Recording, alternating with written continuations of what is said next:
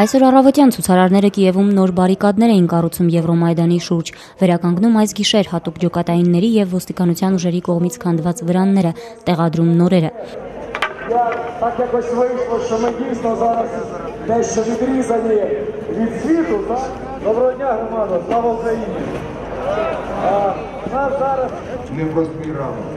Երեկուշ երեկոյան հիշեցնենք, խաղաղցույցն ընդմիջվեց անվտանգության ծառայությունների եւ ոստիկանների գործողություններով, պատճառաբանելով, որ հրապարակից ողջ գիշեր լսվող բարձր երաժշտությունն ու աղմուկը խանգարում է շրջակա շենքերի բնակիչներին, նրանք շրջափակեցին ողջ հրապարակը, մոտեցվեց հատուկ տեխնիկա, բեռնատարներ, տրակտորներ եւ հրապարակ մտած ոստիկանները հետ մղելով ցուցարարներին սկսեցին ապամոնտաժել վրանները։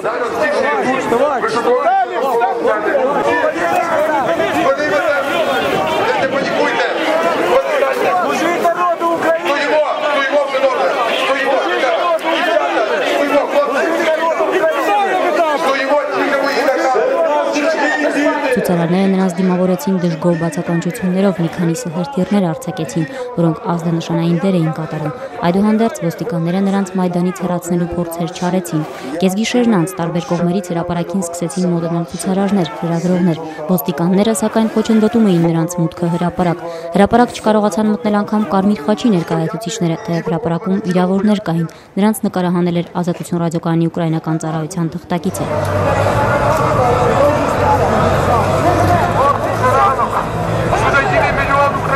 Ոստիկանները գրեթե ողջ գիշեր շրջափակած պահեցին հրապարակը, սակայն առավոտյան օղակը թուլացվեց եւ ցուցարարները, ինչպես նաեւ լրագրողները, ելումուտի թույլտվություն ստացան։ Մինչ այդ հրապարակում հավաքվածները սկսել էին վերացնել գիշերային միջադեպի հետքերը, քանդված բարիկադները վերակառուցվում էին, Մայդանից դուրս բարիկադների нոր օղակ էր ստեղծվում, վերականգնվում էին տապալված, сакայն ոստիկանների кողմից չտարված վրանները, нոր վրաններ էին տեղադրվում։ І знаєте, вкотре, я не перестану повторювати ті слова, які говорять високі гості, політики з цілого світу. Вони кажуть, ми захоплюємося вами, українці. Разом!